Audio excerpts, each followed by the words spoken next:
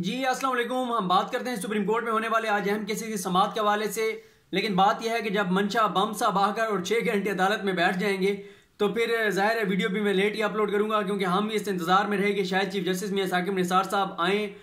कमरा अदालत में आएँ और मंशा बम जो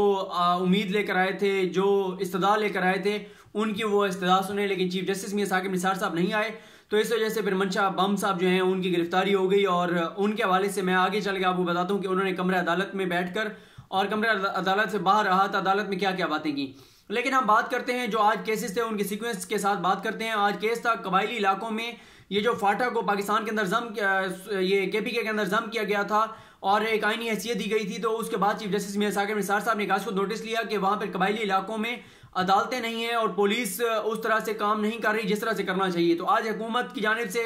वफाकी और सूबाई हुकूमतों की जानिब से यकीन दहानी कराई गई है, जिसके बाद इस केस के आज को नोटिस को निपटा दिया गया है कि बहुत जल्द वहाँ पर जो अदालतें हैं, जो जो उनके आईनी और कानूनी हकूक हैं वो उनको फराहम किए जाएंगे। दूसरा मामला था ट्रांसजेंडर जो है उनको आईडी कार्ड फराहम करने के हवाले से जो मामला था वो भी सुप्रीम कोर्ट ने निपटा दिया। इस पर law and justice commission doctor Abdul Rahim साहब और उनकी टीम ने और बहुत सारे लोग थे, उन्होंने बहुत काम किया और क्रेडिट फिर सुप्रीम कोर्ट को जाता है। और आज बताया गया कि यूएनडीपी की रिपोर्ट के मुताबिक पाकिस्तान अब उन 9 मुल्कों के अंदर है जिन्होंने बाकायदा तौर पर ट्रांसजेंडर्स को आइडेंटिटी दी है। और इस पर आज को नोटिस भी निपटा दिया गया है। फिर आज एक बहुत इंपॉर्टेंट मामला था कटास राज मंदिर केस से जो मामला शुरू हुआ था, उसके बाद जो सामने आया था कि चकवाल के अंदर जो सीमेंट फैक्ट्रियां हैं वो सीमेंट फैक्ट्रियां किस तरह से जेर जमीन पानी इस्तेमाल कर रही हैं। इसी से ये मामला शुरू हुआ था और इसी कटास राज से मामला शुरू होकर पूरे पाकिस्तान तक फैला था कि जेर ज़मीन जो पानी है उस पर पैसे लेने चाहिए, जेर ज़मीन पानी मुफ्त इस्तेमाल करने की इजाज़त नहीं देनी चाहिए, ये पाकिस्तानी कौम की मलकियत है। एक तरफ तो हम पानी की कमी की तरफ जा रहे हैं, खुश्क साली और कैद साली की तरफ जा रहे हैं, दूसरी तरफ जेर ज़मीन पानी जो है वो अरबों लीटर सालाना सीमेंट फैक्ट्रीज इस्तेमाल कर रही हैं और इसी तरह मिनरल वाटर कंपनी इस्तेमाल कर रही हैं। मिनरल वाटर कंपनियों पे भी अब ये एक कीमत का तयन किया जा रहा है और इसी तरह सीमेंट फैक्ट्रियों पे भी कीमत का तयन भी कर दिया गया है और पाबंदी लगा दी गई है 9 नवंबर के बाद कोई भी सीमेंट फैक्ट्री जो है वो इस तरह से पानी को इस्तेमाल नहीं कर पाएगी, जेर ज़मीन पानी को। और अगर इस केस में मैं एक किसी फर्द को क्रेडिट दूं तो उनका नाम वसीम राजा है। वसीम राजा साहब चकवाल से ताल्लुक रखते हैं। जब इस ये चीफ जस्टिस मियां साकिब निसार साहब ने आज को नोटिस लिया था तो वसीम राजा साहब और जनरल रिटायर्ड सफदर साहब जो साबिक गवर्नर पंजाब हैं ये अदालत के अंदर पेश हुए थे और इस पूरे मैटर के अंदर सुप्रीम कोर्ट को अगर किसी ने सही मानों में गाइड किया है तो वो वसीम राजा साहब हैं और जनरल रिटायर्ड सफदर साहब हैं। वसीम राजा साहब ने जिस तरह से अदालत को चीज़ें बताई थी तो फिर सुप्रीम कोर्ट ने इंक्वायरी का हुक्म दिया था कि किस तरह से ये सीमेंट फैक्ट्री यहाँ पर लगी थी। तो आज वो जो इंक्वायरी रिपोर्ट पेश हुई है उसमें बता दिया गया है कि इन सीमेंट फैक्ट्रियों को गलत यहाँ पर इजाजत दी गई, ईपीए की तरफ से कोई मंजूरी नहीं थी, माहौलियात की इदारा जो माहौलियात है उसने कोई मंजूरी नहीं दी थी, फेवरेटिज्म चला। ये मियां मंशा साहब के बेटे हैं रजा मंशा, एक डीजी खान सीमेंट मियां मंशा की है, बेस्ट वे जो है वो सर अनवर परवेज की है, बड़े बड़े लोग हैं उनको इजाजत दी जाती रही, किसी ने नहीं देखा कि माहौल किस तरह से तबाह हो रहा है। अब जब सुप्रीम कोर्ट ने आज को नोटिस लिया है तो पता चला और सुप्रीम कोर्ट ने पिछले 1 साल के अंदर चीफ जस्टिस मियां साकिब निसार साहब ने इस केस को बहुत ही तसल्ली के साथ सुना और इसी केस के अंदर वहां पर जो माहौलियाती आलूदगी पैदा हो रही थी वो काफी हद तक कंट्रोल की गई। सीमेंट फैक्ट्रियों ने फिर इस तरह के आलात लगाए, इस तरह के इंतजाम किए कि अब उस तरह से जो है माहौलियाती आलूदगी पैदा नहीं हो रही, फिजाई आलूदगी पैदा नहीं हो रही। इसी तरह जेर ज़मीन पानी के लिए भी 9 नवंबर की डेडलाइन है, 9 नवंबर के बाद जेर ज़मीन पानी ये सीमेंट फैक्ट्री इस्तेमाल नहीं कर पाएंगी। फिर इसके अलावा बहुत कुछ सामने आया सुप्रीम कोर्ट के इसी केस के अंदर। फिर ये मामला चकवाल से शुरू होकर और चला गया फिर पूरे पाकिस्तान तक। और मैं आपको ये बता दूं कि इस केस को क्योंकि मैं जब मुकाबिल में था उस वक्त भी मैंने इसको बहुत ज़्यादा कवर किया और मैं अक्सर अहमद अदील सरफराज हमारे दोस्त हैं चकवाल से, आजकल आज न्यूज़ में होते हैं और राना मसूद साहब जंग न्यूज़ से होते हैं, जंग न्यूज़ के हैं, सीनियर रिपोर्टर हैं। तो मैं अक्सर उन्हें कहता हूँ कि मैंने चकवाल के इस इशू को जितना हाईलाइट किया है तो आपको तो चाहिए कि मुझे चकवाल की जो है ना वो एजाज़ी शहरियत दें, उनके साथ मजाक चलता रहता है। तो मैं कहता हूँ और उसकी वजह यह है कि हसनात मलिक साहब एक्सप्रेस ट्रिब्यून के बहुत ही कमाल रिपोर्टर हैं और सुप्रीम कोर्ट में जिन लोगों से मैं सीखता हूं उनमें शामिल है हसनात मलिक साहब। तो मैं कहता हूं कि हसनात मलिक साहब की मोहब्बत का तकाजा ये है कि मुझे भी आप चकवाल की शहरियत दे दें। लेकिन अब मुझे राना मसूद साहब ने बताया है कि हसनात मलिक साहब क्योंकि तलागंग से हैं और तलागंग वाले तो मानते ही नहीं है चकवाल को उस तरह से। तो ये ऑन ए लाइटर नोट। तो अब इस मामले के ऊपर जो इंक्वायरी रिपोर्ट पेश हुई है उस पर चीफ जस्टिस मियां साकिब निसार साहब ने हुक्म दे दिया है कि तमाम उन ब्यूरोक्रेट्स के खिलाफ कार्रवाई की जाए जिन्होंने इन सीमेंट फैक्ट्रियों को लगाने के लिए इजाजत दी थी। जो जो इसमें शामिल था, चाहे वो सियासतदान थे, चाहे वो ब्यूरोक्रेट्स थे, जो भी लोग शामिल थे उनके खिलाफ क्रिमिनल कार्रवाई की जाए। और इंपॉर्टेंट बात आज चीफ जस्टिस मियां साकिब निसार साहब ने यह किया कि अब वक्त आ चुका है कि अगर कोई इस दुनिया से चला गया है तो उसको कब्र से निकाल कर और सजा दी जाए, ताकि पता चले कि अब पाकिस्तान के अंदर कानून की हुक्मरानी शुरू हो चुकी है, कानून की हुक्मरानी को कायम करना है। और अगर कोई ब्यूरोक्रेट रिटायर हो गए हैं तो उनको भी सजा दें, ताकि बाकियों को सबक आ जाए कि अब यह नहीं होगा कि आप बेजाबगियां करें, बेकादगियां करें और उसके बाद फिर आप रिटायर हो जाएं तो आप बरी जिम्मा हो जाएंगे। मियां मंशा के बेटे रजा मंशा और सर अनवर परवेज के करीबी रिलेटिव हैं जमीर चौधरी साहब, उनके खिलाफ भी कार्रवाई का हुक्म दिया गया है। महकमा एंटी करप्शन को 15 दिन का वक्त दिया गया है कि 15 दिन के अंदर अंदर जिसके खिलाफ भी रिकमेंड किया गया है इस इंक्वायरी रिपोर्ट में, उन सबके खिलाफ कार्रवाई की जाए। और इसके अलावा वसीम राजा साहब जो हैं उन्होंने कुछ और इश्यूज हैं बड़े इंपॉर्टेंट है चकवाल के हवाले से, वो भी अब उन्होंने तैयारी कर रखी है और अगली समाअत पर वो चीफ जस्टिस मियां साकिब निसार साहब के गोशगुजार करेंगे वो चीजें, और उनकी कोशिश होगी कि उन चीजों पर भी सुप्रीम कोर्ट को बताएं। वसीम राजा साहब ही हैं जिन्होंने सबसे पहले बताया था कि चकवाल के अंदर ये जो सीमेंट फैक्ट्री हैं इनको जो जमीनों का इंतकाल किया गया है वो भी गैर कानूनी था। फिर चीफ जस्टिस मियां साकिब निसार साहब खुद ये कहते रहे कि इन सीमेंट फैक्ट्रियों ने पहाड़ों को गंजा कर दिया है, इस इलाके की खूबसूरती को तबाह कर दिया है, इन इलाके के बच्चों के लिए बीमारियों का सबब बने हैं। तो ये सारा मामला था। कटास राज मंदिर से शुरू हुआ, सीमेंट फैक्ट्रियों तक गया, माहौलियाती आलूदगी और पूरे पाकिस्तान की सीमेंट फैक्ट्रियों को फिर इसी मामले में ने अपनी लपेट में लिया। फिर आज ये केस था, फैमिली मैटर था, बच्चे की उसका था कि वालिदा के पास रहेगा, वालिद के पास रहेगा।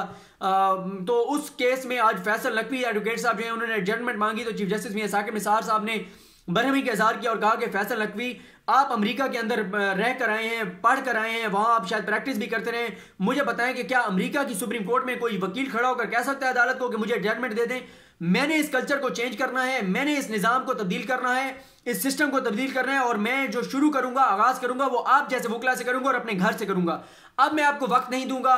उन्होंने फिर कहा कि वालिदा और वालिद के दरमियान जो नेगोशिएशन है वो हो रही है, बहुत सारी चीज़ों पर मामला तय हो रहे हैं, तो ये क्योंकि इतना एक हसास मामला था तो इसलिए आप टाइम दे दें। तो फिर चीफ जस्टिस मियां साकिब निसार साहब ने उनको 1 हफ्ते का वक्त दिया। फिर जैसे मैंने आपको बताया, बल्कि इसके साथ मैं एक और केस के बारे में बता दूं, आज एक नजरसानी अपील जब दायर की गई तो वो चीफ जस्टिस साहब ने देखा तो वो बनती नहीं थी नजरसानी अपील। तो इस पर भी चीफ जस्टिस साहब ने कहा कि सुप्रीम कोर्ट के जो रूल्स हैं वो ये कहते हैं कि अगर इस तरह की गैर संजीदा पिटीशन आए, गैर संजीदा नजरसानी की अपील आए जो बनती नहीं है, वकील सिर्फ अपने पैसे बनाने के चक्कर में वो दायर कर देता है, तो हमें अब उनको जुर्माना करना होगा ताकि अदालतों पर जो गैर संजीदा बोझ है, गैर संजीदा मुकदमात का बोझ है वो कम हो सके। फिर मंशा बाम साहब के जैसे आज मैंने बताया ड्रामाई अंदाज में वो सुप्रीम कोर्ट में पेश हुए और उन्होंने हमारे दोस्त अहमद अदील सरफराज साहब से बात करते हुए सबसे पहले उन्होंने उनका वीडियो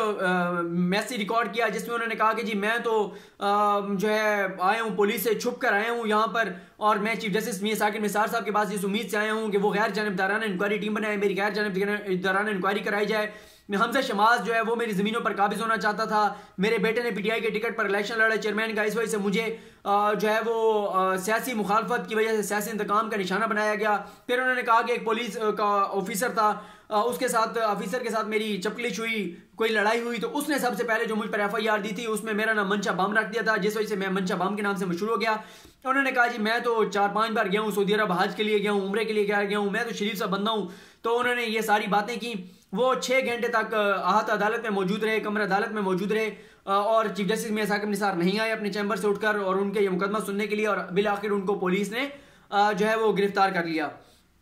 इसके बाद बहुत ही आज इंपॉर्टेंट मामला था, आज 11:30 बजे 7 रुकनी बेंच ने गिलगित बल्तिस्तान के अवाम को, वहाँ के लोगों को आईनी हकूक देने के हवाले से कोई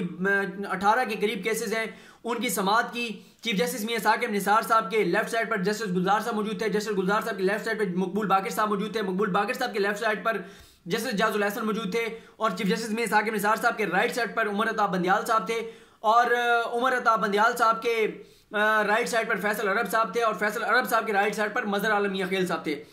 मामला कुछ यूँ है कि आज बैकग्राउंड बताया सलमान अकरम राजा साहब ने। सलमान अकरम राजा साहब गिलगित बल्तिस्तान की जो बार कौंसिल है उसके वकील हैं। उन्होंने आज बैकग्राउंड बताया कि गिलगित बल्तिस्तान जो है 1947 से पहले उसकी क्या पोजीशन थी, जब पाकिस्तान आज़ाद हुआ फिर किस तरह से जो है वहाँ, क्योंकि ये बरतानवी राज के उसमें नीचे आता था ये इलाका, लेकिन फिर किस तरह से इसको जो है महाराजा ने यहाँ पर कब्जे की कोशिश की। उन्होंने पूरा बैकग्राउंड बताया। बैकग्राउंड बताने के बाद उन्होंने बताया कि अब इस इलाके को एक एग्जीक्यूटिव ऑर्डर के जरिए चलाया जा रहा है, लेकिन वहाँ के लोगों को बुनियादी हकूक मुयस्सर नहीं है। तो इस हवाले से फिर जब ये अदालत को बताया गया, और मैं ये बता दूं इसी केस में नवाज खरल साहब भी हैं, इसी केस में एतजाज हसन साहब को अदालती मुआमिन मुकर्रर किया गया है। गिलगित बल्तिस्तान के वकला यहाँ पर मौजूद थे, और ये इसलिए ज़्यादा इंपॉर्टेंट है कि 68 साल हो गए, 70 साल हो गए गिलगित बल्तिस्तान के लोग। चीफ जस्टिस साहब ने भी जैसे कहा कि वहाँ मैं जब गया, चीफ जस्टिस मिसाक निसार साहब का कहना था कि मैंने वहाँ के एक एक पत्थर पर पाकिस्तान से मोहब्बत के नारे देखे, पाकिस्तान जिंदाबाद के नारे सुने, पाकिस्तान जिंदाबाद, पाकिस्तान कायम रहे, पाकिस्तान के लिए दुआएं, पाकिस्तान के लिए नेक ख्वाहिशात, नेक जज्बात। तो चीफ जस्टिस साहब ने कहा कि वहाँ के लोगों का ये हक बनता है कि उनको आईनी हकूक दिए जाएं, और ताकि जिस तरह बाकी सूबों को आईनी हकूक मुयस्सर हैं, उनको भी बुनियादी इंसानी हकूक मुयस्सर होने चाहिए। लेकिन अदालत को यह भी बताया गया कि नवाज शरीफ साहब ने 2015 के अंदर एक कमेटी बनाई थी सरताज अजीज साहब की सरबराही में, उसने भी कुछ आईनी और इंतजामी हकूक के हवाले से कुछ सजेशंस दी थी, सिफारिशात दी थी। तो आज उस पर वफाक से जवाब तलब किया गया है कि अगर, क्योंकि ये अदालत ने देखा, जस्टिस उमर रज़ा बंदयाल साहब ने इस तरफ निशानदेही की, चीफ जस्टिस साहब ने भी, कि ये मामला है पॉलिसी मैटर है, एग्जीक्यूटिव ने करना है, क्योंकि इसके अंदर UN रेजोल्यूशंस मौजूद हैं जिसमें यह भी कहा जाता है कि ये शायद इलाका कश्मीर का इलाका तस्वुर किया जाता है, और यह भी एक खदशा है कि अगर इसको पाकिस्तान के साथ इसको आईनी हैसियत दे दी जाती है, पाकिस्तान के 4-5 सूबों की तरह इसको भी एक पाकिस्तान का हिस्सा आईनी तौर पर डिक्लेयर कर दिया जाता है, इसको कोई स्टेटस दे दिया जाता है, तो कहीं कश्मीर का केस जो है वो कमजोर ना हो जाए। इस तरह के बहुत सारे इसमें मैटर्स इन्वॉल्व हैं। आज एतजाज हसन साहब ने चीफ जस्टिस मियां साकिब निसार साहब को कहा है कि शायद एज ए चीफ जस्टिस आप अपने दौर का सबसे बड़ा मुकदमा सुन रहे हो, सबसे हसास मुकदमा सुन रहे हो, और ये आईनी हकूक का मामला है, वहाँ के लोगों की जज्बात हैं, ख्वाहिशात हैं, आपसे तवक्कुआत हैं। लेकिन चीफ जस्टिस साहब ने कहा कि हमने थोड़ा सा इसको देखना है कि अगर वफाक ये कह देता है,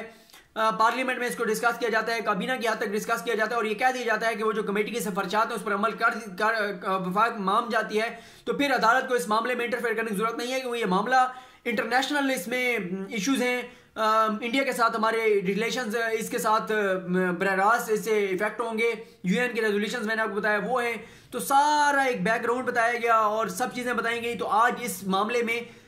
वफाक को कहा गया है कि वफाक इस पर जवाब दे के क्या करना है। फिर परवेज मुशर्रफ साहब का खुसूसी अदालत में केस था, वो परवेज मुशर्रफ साहब की तरफ से कहा गया कि वो बीमार है, नहीं आ सकते, तो वीडियो लिंक पर उन्होंने बयान रिकॉर्ड कराने से माजरत कर ली है। उन्होंने कहा जी मैं नहीं करा सकता, मैं जब आऊँगा खुद करूँगा। आज जुडिशल कमीशन बनाने का फैसला कर लिया गया है, अब वो जुडिशल कमीशन जाएगा और जाकर परवेज मुशर्रफ साहब का बयान रिकॉर्ड किया जाएगा। तो ये आज के मुकदमात थे जिनके हवाले से मैंने आपको बताया। आज क्योंकि मेन केस जो था वो बहुत देर तक सुना जाना था, ये 7 रुकनी बेंच की तरफ से जो केस था गिलगित बल्तिस्तान वाला, क्योंकि लेकिन उसमें क्योंकि सामने आ गया था कि वो ऑलरेडी सरताज अजीज साहब की कमेटी की सिफारिशात मौजूद हैं, तो इसलिए आज वैसे तो अदालत जल्दी ख़त्म हो गई थी, लेकिन क्योंकि मंशा बाम साहब आ गए थे तो 6 घंटे वो लग गए। तो इस वजह से आज केसेस कम अदालत में रखे गए थे। कम से मुराद ये है कि आज चीफ जस्टिस साहब की अदालत में कोई 15 केसेस थे जो सुने जाने थे, और वैसे रूटीन में 25 से 30 होते हैं। तो ये आज की अदालती कार्रवाई का अहवाल था। और कल से इंशाल्लाह मैं ये कोशिश करूंगा कि वो, मैंने कमेंट्स आपके देखे, बहुत ज़्यादा कमेंट्स आए कि एहतसाब अदालत के अंदर जो एक वो माहौल था, जो वहाँ पर एक बादशाह सलामत का दरबार लगता था, और मैंने जैसे बताया बहुत सारे हमारे रिपोर्टर दोस्त जो खुशामद करते थे, उस हवाले से कहा गया कि मैं आपको वो सारी चीज़ें बताऊँ। तो मैं कोशिश करूँगा कि आइंदा सुप्रीम कोर्ट के केसेस के साथ साथ एक वाक़या जो है उस हवाले से मैं आपको बता दिया करूँगा कि वहाँ पर क्या हुआ था एहतसाब अदालत के अंदर। कल से इंशाल्लाह कोशिश करूंगा कि उस हवाले से आपको बताया करूंगा। ये आज के अदालती केसेस का अहवाल था। अपनी दुआओं में याद रखिएगा। अल्लाह करीम आपका हामी और नासिर हो। खुदा हाफिज़।